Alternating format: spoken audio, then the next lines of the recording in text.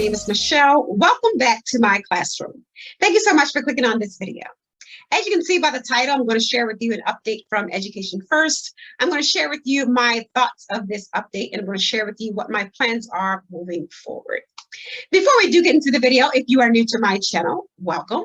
On this channel, you will find live class recordings where I share with you all of the techniques that I use to teach English online. You will also find transparent videos of my earnings, just to give you an idea of how much money can be made in this industry. You will find demo lesson videos for all of the companies that I successfully signed contracts with, just to help you better prepare for your demo lesson videos. And you also find videos for teaching tips and other helpful information. So if those are things that interest you, I do ask that you will consider subscribing to my channel. If you are a return viewer, thank you so much for joining me.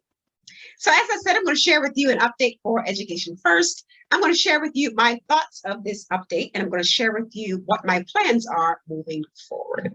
So Education First did send out an email on yesterday, which was August 16th, to inform its teachers on how these new regulations will affect the company going forward.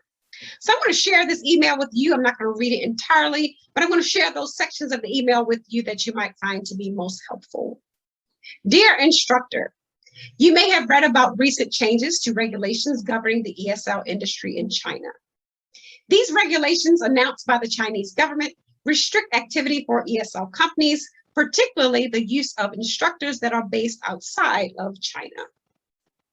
While we are still working out how to best navigate these new regulations, we do know for certain that we need to switch our online classes to be taught by instructors based in China. Until we have recruited these teaching resources based in China, we will pause sales on our online programs. We do plan on delivering all classes already sold to our current students, but we expect that class volumes will gradually decrease over the coming months. All payments will continue as normal. As always, we value your continued contributions to your students and to EF Teach Online during this time. We know this is tough news. It is disappointing to all of us. Because there's been so much talk about these new regulations all throughout the ESL community within the last week, I can't say that this comes as a complete shock, but I will say that this is very disappointing for me for several reasons.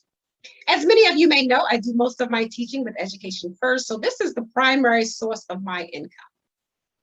Also, in the 2 years of my teaching with Education First, I've gained a number of regular students, many of which I've seen progress and do very well. So it's a little disheartening to know that I won't be able to continue teaching with them and working with them to see them do well. And I know that oftentimes when they take a break from their English studies, they tend to regress. And I really don't want that for either of my students. And lastly, Education First seems to be the only company where I can teach and be my authentic teaching self.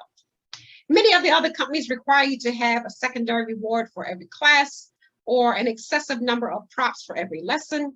And with Education First, I feel like I can decipher what's needed for my class and for my students, so I can focus on what I enjoy doing most, which is teaching, and not focus so much on the performance side of it all. So that is my feelings. Those are my thoughts toward this announcement. And now I'm going to share with you what my plans are moving forward. So prior to these new regulations announcements, I did make a video to share with you all how I planned on stepping away from teaching independently. And I was going to open up my schedule to teach with 3 companies that I'm currently contracted with, so that I could focus on building my curriculum for my independent students with enough material for up to 2 years. Now that these new regulations are in place, I don't have a definitive plan. I will continue to teach my independent students and just build my curriculum as I go along. So I've been applying to teach with ESL companies outside of China. And I've also applied to tutor with tutoring companies as well. I currently have active accounts with tutor.com, ClassGap, and Face-to-Face Tutor. So I'm not going to get into the details of all 3 of these companies, but I will say that with Tutor.com, I've gotten a number of requests, and with ClassGap, I've gotten 1 request thus far. So again, I don't have a definitive plan of how I'm going to move forward, but it has certainly been an awesome experience teaching with Education First. So thank you so much for watching this video. I do hope that you found it to be helpful. If so, please give me a like, and I'll see you in my next video. Teach happy. Happy teaching.